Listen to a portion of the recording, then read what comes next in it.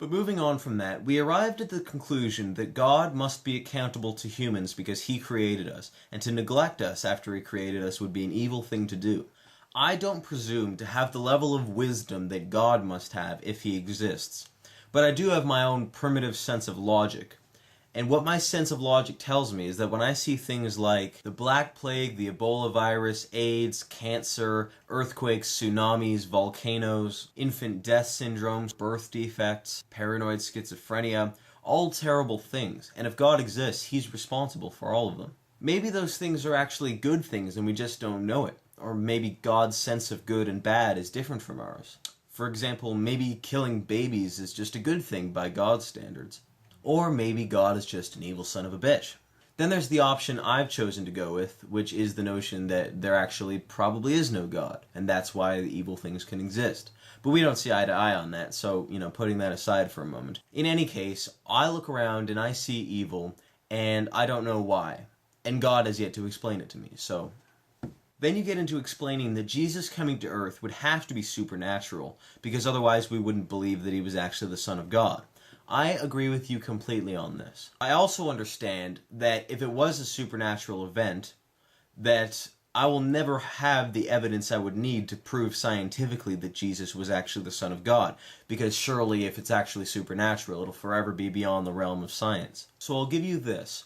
On the condition that God is real, and that Jesus is somehow related to him, whether he's an incarnation or his son or what have you, I will give you that he had supernatural power and could do supernatural things. Even still, it's possible that the resurrection was faked, but that's irrelevant. The problem here is a difference of pretenses. I'm going by the pretense that impossible things can't happen. So if I have a scenario and there are two explanations, one that's possible and one that's impossible by my standards, I'll invariably choose the possible one, no matter how unlikely it seems. You are going by the pretense that there is a God, thus making such things possible. So you're naturally going to accept whichever explanation seems more likely to you, even though one of the options, even if the option you may choose is impossible by my standards. I was going to make a rhetoric about drawing biased conclusions because your viewpoint is biased towards Christianity, but you went ahead and did it for me. You claim to understand that your views in the event, despite the fact that they are based on evidence and logic, are still affected by the fact that you've always held this notion, and so does everyone around you. It's not really easy to leave a religion even under the most ideal of circumstances, and it gets to the point where for some people it's not worth the misery they would have to go through if they were to abandon their religion. I don't mean to make this presumption about you, I just mean to say that I understand what it's like to be in that place. I was raised a Christian. I used to go to church every Sunday. My specific denomination was Anglican. I went to church and I did the religious ceremonies and all that stuff. I was even baptized. I abandoned it when I was about 10, and ever since then I've pretty much been the black sheep around my school and in my family, even though some members of my family are starting to come around. Some of them are more agnostic now. Most of them are still Christian. Not to say that I've never met another atheist in real life. I have. In fact, many of my friends are atheists. But I'm saying, by and large, per population, especially around my school, I'd say like 98% of kids call themselves religious. If you want to stay a Christian, I'm not going to try to stop you. I would, however, like to say two things on the subject of leaving religion. First, it can be done. And if ever you would like to, me and others would be happy to provide you with whatever support we can in order to get you through it. Second, the sky is just as blue and the grass is just as green without believing in God. The only things that really change are the things you want to change. Regardless of your decision, I think it's good that you're actually putting your opinions out there and allowing them to be subject to criticism. It's far better than what most people are willing to do. And so on that note, I'd like to make my final point in this video. Yes, I totally think we should debate as to what the nature of God is, because if we don't, we'll be tripping over each other constantly. Now, needless to say, it's not a short debate to have, but I think we should condense it for the sake of continuing with further discussions. Now, you know I don't believe in God, so when I say the following things, don't take them to mean that this is what I believe to be true, okay?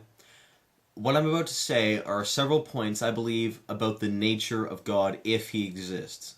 It's entirely based on my own personal logic, but then again, we don't have any evidence anyway, so we might as well just go by our own logic, right?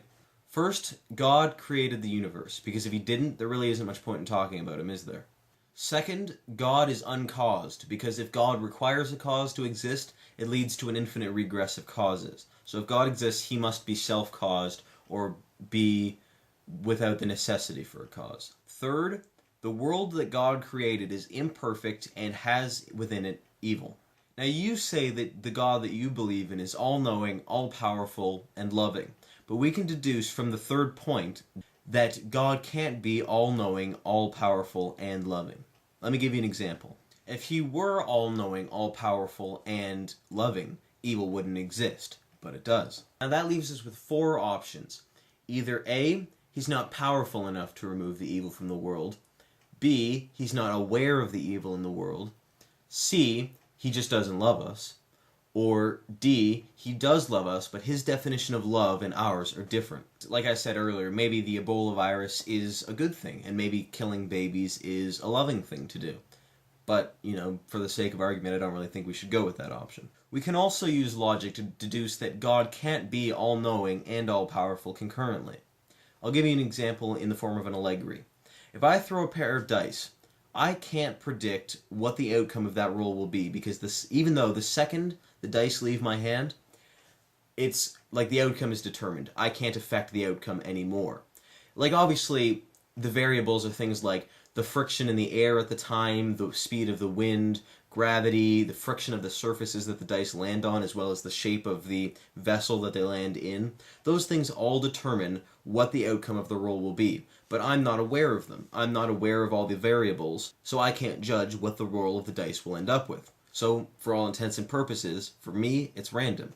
However, if God were to roll a pair of dice, he would invariably know what the number would be, because he's aware of the speed of the wind and the friction of the surfaces and the shape of the vessel. He knows all the variables if he's all-knowing, doesn't he?